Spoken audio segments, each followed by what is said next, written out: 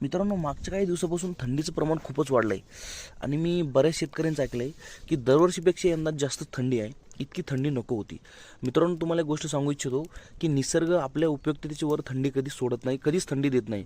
मित्रांनो, आपल्या थंडीच्या सीझनमध्ये आपला गहू, हरभरा, ज्वारी व इतर पिकांचं जे थंडीच्या सीझनमध्ये येतात त्यांना उपयुक्त ऊर्जा देण्याचं काम ही थंडी करत असते. मित्रांनो, निसर्ग हा शेतकऱ्यांसाठी वरदान असतो, हे तुम्हाला सांगायला मला काही हरकत नाही.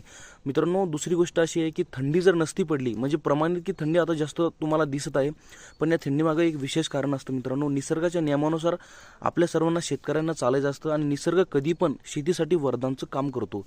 तर मित्रांनो, या थंडीचा तुम्ही आनंद घ्या, या थंडीचा विरोध करू नका. ही थंडी आपल्यासाठीच आहे, आपल्या पिकाचं नुकसान नाही व्हावं. आपल्या गहू, हरभरा, ज्वारी इतर पिकांसाठी या सोयीशीर थंडीचं प्रमाण या ठिकाणी निसर्गामुळे जास्त वाढलंय, तर त्या थंडीचा आनंद घ्या. बघा अशा प्रकारे हा हा हा हा